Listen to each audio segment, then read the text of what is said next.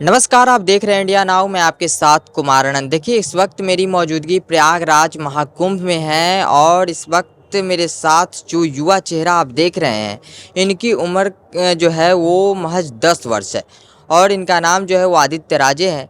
लेकिन सबसे ख़ास बात ये है कि इतनी छोटी सी उम्र में ही इन्होंने पीएचडी की जो डिग्री है वो हासिल कर लिया है।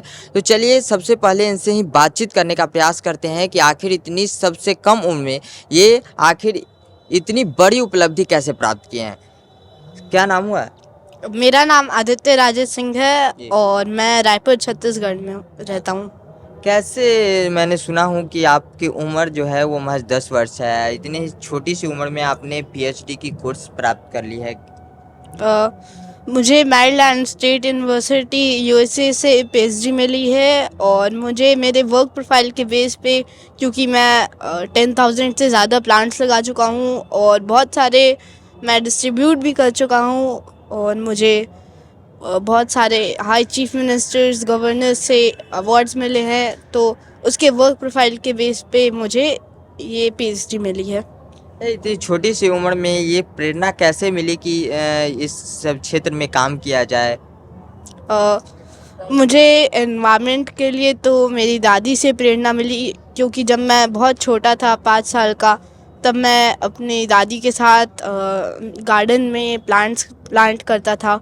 और उसके बाद जब कोविड आया तो उस समय मैंने न्यूज़ पे देखा कि इतनी ज़्यादा ऑक्सीजन की कमी है, इतने सारे लोग इतना ज़्यादा पैसा दे के एक एक ऑक्सीजन की सिलेंडर्स के लिए बहुत ज़्यादा महंगे आ रहे हैं ऑक्सीजन। तो मैंने पूछा कि ऑक्सीजन कहाँ से आता है, क्योंकि मैं उस समय बहुत छोटा था।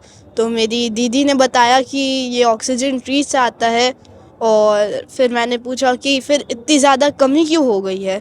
तो दीदी ने बताया कि आज के समय में लोग बहुत ज़्यादा पेड़ों को काट रहे हैं और ट्रीज़ लगाने की जगह और ज़्यादा काटते जा रहे हैं, प्लांट्स नहीं लगा रहे हैं, प्लांट्स को वाटर नहीं कर रहे हैं, जिसके वजह से ऑक्सीजन की कमी है। तो मैं उसी समय मैं सोच लिया था कि मैं भी अपने प्लांट्स लगाऊंगा, बहुत सारी जगह पे जाके दूसरों को भी मोटिवेट करूंगा ऐसा ही करने के लिए, जिससे अगर कोई भी कोविड जैसी और डिजीज़ेज आए, कोई भी महामारी आए आगे जाके फ्यूचर में, तो हमारे पास ऑक्सीजन की कमी ना हो और हम लोग को इतने ज़्यादा ऑक्सीजन के लिए हमें इतने ज़्यादा पैसे ना देने पड़े और हम लोग हेल्दी रहें। और योगा तो मैंने अपनी मम्मी के साथ सीखा है और मैं अपने बहुत सारे जगह पे जाके छत्तीसगढ़ में गवर्नमेंट स्कूल्स है, उधर जाके जितने भी लोग रहते हैं, जितने भी बच्चे रहते हैं, उन्हें मैं सिखाता हूँ योगा और उसके बेनिफिट्स बताता हूँ। और जितने भी रूरल एरियाज़ है छत्तीसगढ़ के, उधर जहाँ पे बेनिफिट्स इतने नहीं पते हैं योगा के, उधर जाके मैं योगा सबको बताता हूँ बेनिफिट्स और उसके बारे में क्या क्या चीज़ें हैं, कौन कौन से योगा करना चाहिए, और ये सब बताता हूँ। और साथ ही साथ प्लांट्स को कितना हम लोग को बचाना चाहिए वो सब भी मैं बताता हूँ। रिसेंटली मैं अभी बाबा रामदेव से भी मिला था योगा के बारे में। उन्होंने मुझसे बहुत ज़्यादा डिस्कशन किया, उन्होंने बहुत सारी चीज़ें मुझे न्यू बताई, बहुत सारे बेनिफिट्स बताए योगा के, कुछ न्यू योगा आसन्स बताए। और मैं अभी श्री बागेश्वर धाम बाबा जी के साथ भी मिला था, तो उन्होंने मुझे हमारे हिंदुत्व के बारे में बहुत सारी चीज़ें बताई। मैंने उनसे थोड़े क्वेश्चंस किए, उन्होंने मुझे उसके बारे में बताया। और उसके पहले मैं हमारे जो डिफेंस मिनिस्टर है राजनाथ सिंह जी, उनसे मिला, उनके बारे में भी उसके एनवायरनमेंट के बारे में भी मैंने उनसे बात किया। और मैं Android and iOS app developer और गेम डेवलपर हूँ और नेशनल जूडो प्लेयर भी हूँ। यार, इतनी छोटी सी उम्र में आप इतने बड़े बड़े लोगों से मिल रहे हैं जो कि एक बड़े बड़े पद पे हैं, बड़े बड़े लोग हैं, उनसे मिल रहे हैं। कैसा महसूस होता है जब इतनी छोटी सी उम्र में, जब जिस समय अभी छोटे छोटे जो बच्चे हैं वो गेम में कार्टून में लगे रहते हैं, लेकिन आप इतने बड़े बड़े लोगों से मिल रहे हैं, कैसा लगता है? जब भी वो लोग मुझे शाबाशी देते हैं तो मुझे और मोटिवेशन आता है और अच्छे काम करने के लिए और लोगों को मोटिवेट करने के लिए। और जितने भी अभी मेरे साथी लोग हैं, तो मेरे जितने भी एज के लोग हैं, वो सब देखिए हमें फ़ोन तो यूज़ करना ही चाहिए, लेकिन उसका हमें अच्छे वे में यूज़ करना चाहिए और कम समय के लिए यूज़ करना चाहिए। जैसे कि मैं बहुत सारे वाइल्ड लाइफ सेंचुरीज़ की ज्योग्राफिकल चैनल्स देखता था, न्यूज़ चैनल्स देखता था, तो उसमें भी बहुत सारी इंटरेस्टिंग चीज़ें पता चलती थी, बहुत सारी चीज़ें पता चलती थी, तो हमें ये सब भी देखना चाहिए। अच्छा, धीरेन्द्र शास्त्री जी से आपकी मुलाकात हुई, क्या खास मुलाकात हुई इसमें? आपने क्या-क्या क्वेश्चन उनसे किए? मैंने उनसे बहुत सारे क्वेश्चंस किए, जैसे कि मैंने उनसे पूछा कि क्या सनातन और हिंदुत्व अलग-अलग है, और अगर वे दोनों अलग है तो हमें किसे लेकर आगे बढ़ना चाहिए। तो उन्होंने बताया कि सनातन से ही हिंदुत्व आया है और हमें सनातन को ही आगे लेकर बढ़ना चाहिए। सनातन को ही आगे लेकर बढ़ना चाहिए। जी। अच्छा, और एक बात बताइए कि अभी आप किस मतलब कक्षा में अभी पढ़ रहे हैं? मैं क्लास 5th में हूँ और मैं दिल्ली पब्लिक स्कूल रायपुर में पढ़ता हूँ। अच्छा, तो अभी जो आप कि इतनी जो पॉपुलर हो रहे हैं, लोगों से मिल रहे हैं, बड़े-बड़े लोगों से, जब स्कूल में जाते होंगे तो आपके जो मित्र हैं वो आपको देखते होंगे तो वो भी आपसे कहीं न कहीं प्रभावित होते होंगे। हाँ, वो भी बहुत मोटिवेट होते हैं, मुझसे अलग-अलग चीज़ों के बारे में पूछते हैं।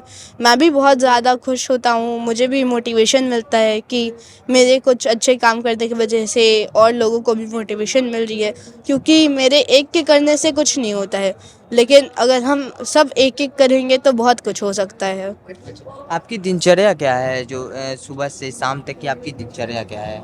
मैं सुबह मेरा डे 5:30 स्टार्ट हो जाता है और 9:30 ख़त्म हो जाता है। मैं 5:30 टू 6:30 1 आवर अपने योगा को देता हूँ, अपने प्लांट्स को देता हूँ वाटर करने के लिए। उसके बाद मैं स्कूल चल जाता हूँ, फिर अराउंड 3:30 आता हूँ।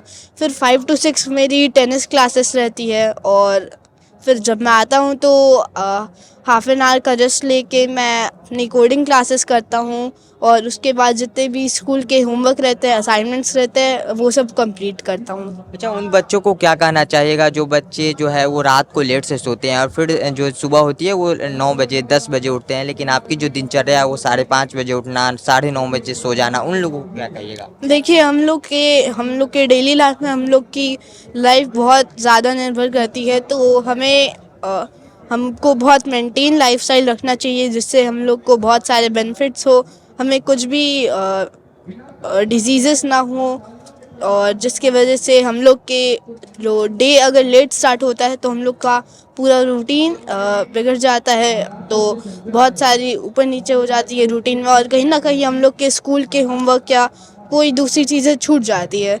तो हम लोग को एक मेंटेन लाइफस्टाइल रखनी चाहिए, एक मेंटेन्ड वो रखना चाहिए हम लोग के लाइफ में। हम लोग को टाइम से उठना चाहिए और टाइम से सोना चाहिए, जिसके वजह से हम लोग को कुछ डिजीज़ेस भी ना हो और हम लोग अच्छे रहें। अच्छा, आपने जो ये पीएचडी की डिग्री प्राप्त की है, ये किस क्षेत्र में की है पीएचडी की डिग्री प्राप्त? मैंने पीएचडी एनवायरनमेंट एंड योगा में की है।